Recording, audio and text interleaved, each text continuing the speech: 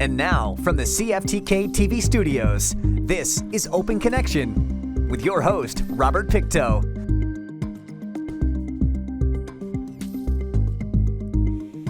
Welcome to Open Connection. I'm your host, Robert Pictou. Welcome to Open Connection. I'm your host, Robert Pictou. Our show today comes to you from the traditional and unceded territory of the Tsimshian people.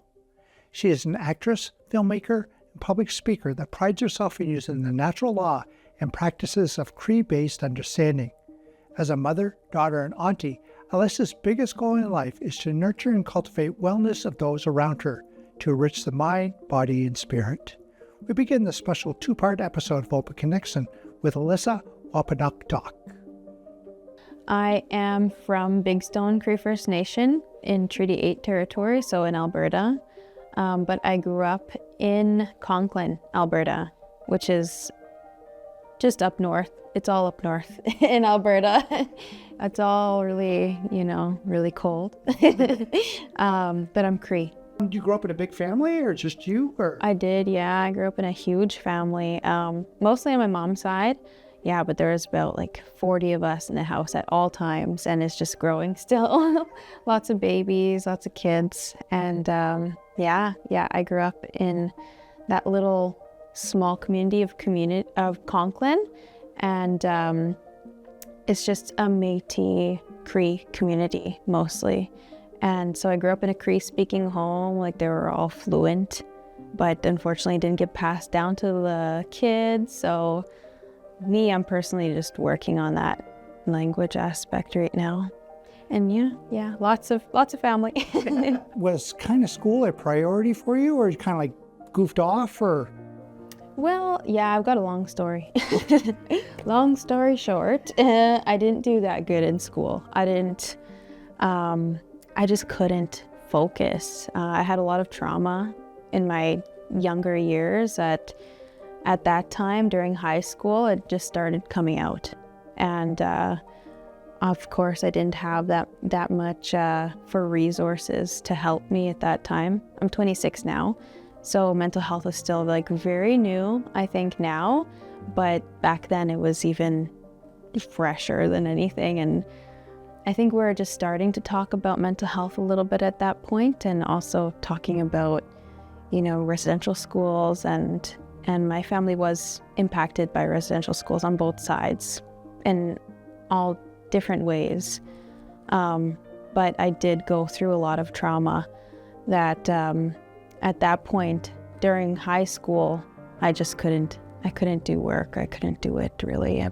But my mentors, my school counselor actually, basically single-handedly pulled me through high school and got me connected to this program, college program. And that program was a healthcare aid program. And I didn't know that I was so passionate about healthcare until I took it. And I actually started getting the highest grades in the class. And it blew my mind, but it gave me, I think it was about 20 credits. And then it gave me all of these benefits in high school that actually made me graduate with over 20 credits at the end of graduating. So you went from a lackluster average student to star student. Yep. Yeah, and I did skip a lot of school too.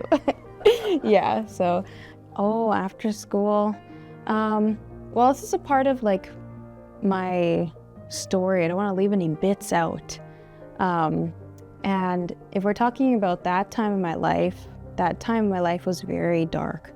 It was really difficult. And this is something that I talk about in Story Medicine, which is my latest project that I've been traveling with. And that's why I'm here in Terrace, actually, to share that with some of the youth around here and just let them know a little bit more about me on a more personal level. And so at that point in my life, graduating, it happened somehow, right? But then I had to also go through a lot of changes and also was dealing with a lot of depression, anxiety, panic attack disorder, that stuff. And then that eventually turned into me finding a way to cope through drugs and alcohol. So that was a big point of my life before, like it just all throughout my teen years, and it really took a hold of my life. So it was really hard times at that point. And I did have this healthcare aid thing going on. So that was one of the good things in my life. And I got a permanent position in a old folks home. So it was kind of like, I had a lot of good things like coming, but then I also was like drowning on the inside, and I didn't have anything that was, it didn't feel like I had anything that was for me at that point. Open Connection will be right back after these messages. And now, from the CFTK-TV studios, this is Open Connection with your host, Robert Pictou. Thanks for staying with us. Found on the First Nations Health Authority website, traditional healing refers to health practices, approaches, knowledge, and beliefs that incorporate First Nations healing and wellness. These practices include using ceremonies, plant, animal, or mineral-based medicines, energetic therapies, and physical or hands-on techniques. Let us return to conversation as Alyssa shares how traditional practices turned her life around. I also grew up in a Catholic home, raised Catholic, and I don't have any qualms against the religion or anything, but it wasn't for me either. It didn't feel like it fit in my life. And I still respect it completely. But then, so I was lost at that point, and I had no faith.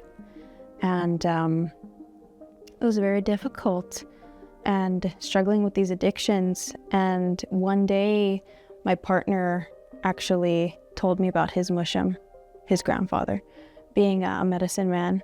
And that was one thing that really blew up my life completely, because I had thought I was going to die by the time I was 18. I just didn't think that anything was meant for me in my life. Like, I didn't think anything good was going to happen. And now that I think about it, I think a part of me did die when I was 18, and I was able to start a new life. And when I did go with him to see his mushum, who was this medicine man, this healer, and I learned a lot about myself, about my identity as a Cree person, about language, about smudging, praying, healing, all of that. And we sat with him for like almost every day for 6 months, like just learning. And even though I was a really shy kid, like I was just like, I was just sitting there listening, and I respected elders. Just something that I was taught growing up. And so I just listened and tried to apply it into my life, and left everything else behind. The drinking and drugs and everything was left behind at 18. And so started on this good, clean, healthy journey, just starting. And that was when everything started to change completely. And it's like just crazy to me, because it's evolved. And at that point, I decided to try this like little acting and modeling and personal development class in Edmonton. And it was just like for fun. I was like, this is weird, but I'm doing it.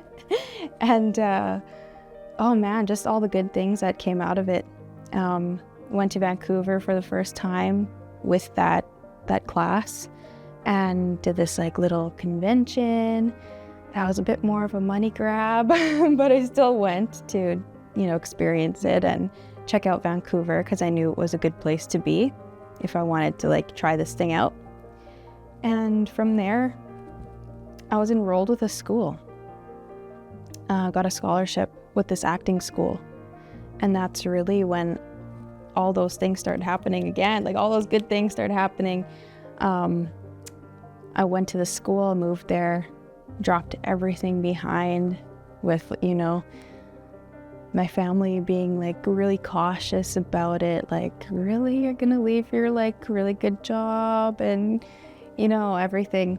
And I didn't have any family in BC at all, like nothing like that. Just me and my partner, my dog, my cat, and 6 garbage bags of clothes and my little car. But it just started evolving, my career, my life. You mentioned plastic garbage bags. I think that's the official res luggage, if I remember correctly. You don't need luggage.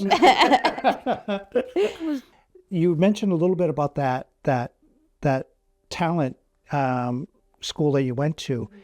That's really when you found a passion within you didn't realize you had, and that was acting. Is that right? I had glimpses of it. Like I had glimpses of that passion. Open Connection will be right back after these messages. And now, from the CFTK-TV studios, this is Open Connection with your host, Robert Pictou. Welcome back to Open Connection. Producer and owner of Tribal Alliance Productions, Samson Cree member Georgina Lightning has a long track record of creative experience in the film industry as an actor, producer, director, and acting coach. Let's return the conversation as Alyssa shares how Georgina gave her first big break. Like I had my first job in the industry when I was 13, doing background on Blackstone. And that was my first taste of being on a set and being paid. After that, I got a real acting job, my first one, for this film called Fantasies of Flying by Georgina Lightning. And that was filmed in Edmonton. Did 3 days there when I was 16. And that was the real big opener for me because, you know, at that time I was saying it was really tough. But then I had this opportunity to go work on set and it was still like very scary and had no idea what was going on. But I felt it. Like I felt that it was like my spirit was telling me that this is something that was meant for me and it was really enlightening. Yeah, like really mind-blowing. Something that you can't really explain, but you know that it's really special. And yeah, that was it. And then again, when I took that class, yeah, for sure. Yeah, because then I got like really I really loved that monologue stuff that we're working on. And I would practice it like every day. And my boyfriend, who's my partner now, he was like watching me do this thing and he was like, okay, he was noticing that I was really enjoying it. And other people started noticing that I was really enjoying this thing. And I still didn't know it was a real career at that point, until I went to school and I started to realize like, okay, this could be a real opportunity. And then, yeah, school even just, I was devoured. I went all in. How did you land the gig for Disney? Because that was your first really major role, right? Yeah, it was my first real big one. And I booked that like 2020. Yeah, and then it didn't come out we didn't start filming till the next year, 2021. But that was during COVID times too. So yeah, how did I book that? A lot of auditions. Yeah, the first audition I had was, I think it was like January or February in 2020. And then like a couple months went by and they were like, oh, we're gonna do a callback audition. And it was on self-tape. So I was at home at the time. Because I also had my daughter right out of school. She's 5 now. So at that time I was just being Mama Bear and, doing theater in Edmonton just to keep up with my skills and stuff. And yeah, I was actually about to quit this stuff at that point, which is like funny to think about. Everybody has that, I think, that moment where they just feel like giving up on it, because it is hard, difficult to just keep doing those auditions and feeling like it's not going anywhere because you're not getting anything. I wasn't getting anything. It was a couple years out of school, and then I got this audition for Peter Pan Wendy. But I felt this really powerful thing. I didn't feel that in other auditions before, but I just felt like I could really get this. And like several, I think it was about 5 or 6 auditions later that they told me I booked it in October of 2020. So it was like months went by.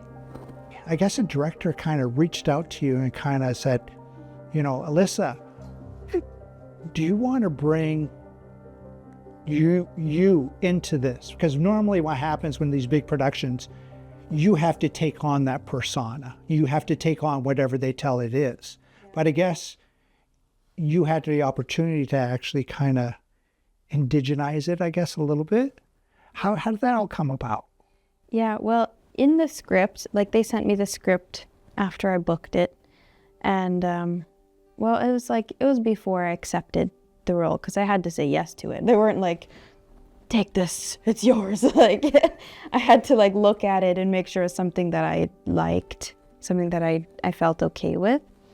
And I was cautious as well, because of course this is like the 7th time they're remaking Peter Pan. And the first time that they really wanted to cast it authentically and make sure that that was something that was done well. So I was excited about that. I didn't know the people who were already on the project, like David, the director, or anything like that. But I read the script and it all sounded really good. It sounded really nice and sounded like Peter Pan. It sounded really cool. And with, all the sword fighting and all that, like really cool stuff. And Captain Hook was like a really cool character, I remember thinking, and Tiger Lily sounded like this real badass, like warrior. And I was like, oh my God, like this could be mine, Open Connection will be right back after these messages. And now, from the CFTK-TV studios, this is Open Connection with your host, Robert Pictou. Nigel Dickerson's work on the Lord of the Rings trilogy involved designing and overseeing the making of thousands of costumes, from elven silk dresses to 15 copies of Gandalf's cloak. The result was 8 awards for Best Costume Design. In this final segment of part 1 of the special 2-part episode, Alyssa shares how she and Nigel collaborated on Disney's Peter Pan and Wendy. I looked it over and then I said yes to it. And then right away we got into like pre-production stuff. So I started doing like horseback riding. They wanted to see if I had any skills there. I did like one intro and they were like, oh yeah, she's good.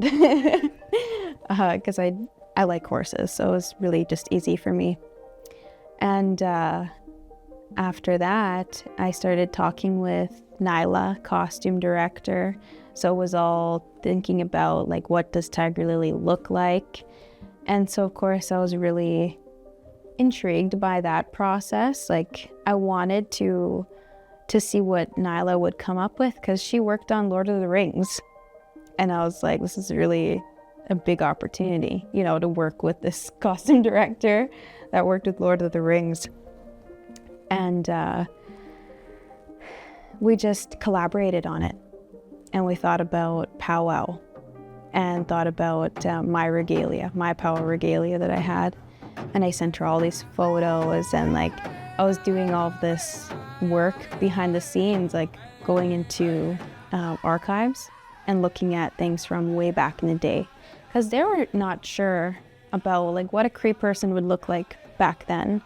And I wasn't either. And there wasn't really that much to go off of. There wasn't like, a bunch of photos from like 1800s to 1900s, So we took what we could from like the furthest back possible and just like saw what happened. And I was like, yeah, like here's all of my information. And I just gave it over to her. And then I waited to see how that flourished. But before that even started, actually, we had to decide who is Tiger Lily and where does she belong? Like, what kind of person is she? Because she was, first she was written as Ojibwe. Yeah, and I'm not Ojibwe. So the director just sent me like a casual email one evening, but it was like obviously a really big deal.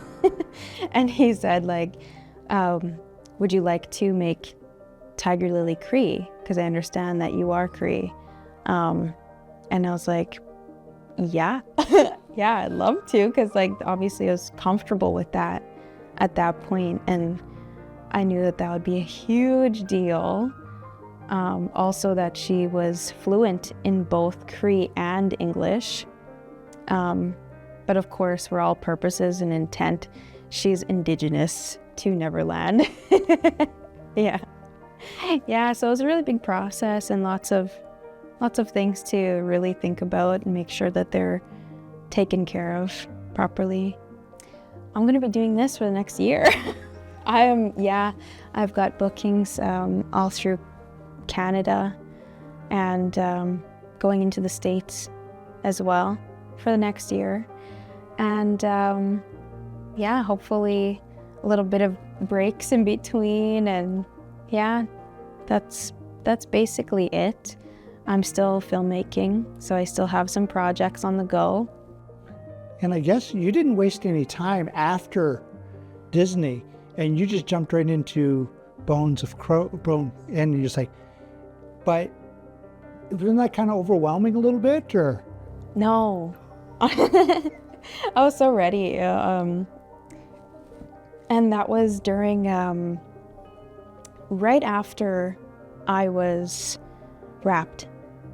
A couple weeks went by, or maybe it was like a month. I got to go home and, restart life a little bit there. And because we were just living in Vancouver for like 8 months. So we had to go back home, and then I ended up getting this role for Bones of Crows. And so I had to go back to Vancouver, but it was only a couple weeks. This filming was really a lot shorter. Because then I had to go back and do like more shooting for Peter Pan like later on. But yeah, it was very cool, and I didn't feel like pressured or anything at that time, and I just felt like, I think, so seasoned from doing Peter Pan for like all of these months on end that I was like, let's go, let's do it. Thank you for joining us for this episode of Open Connection. The greatest distance in the existence of man is not from here to there, but the connection from his mind and heart. If we can conquer that distance, we can soar like an eagle and realize our immensity within. I'm Robert Pictou.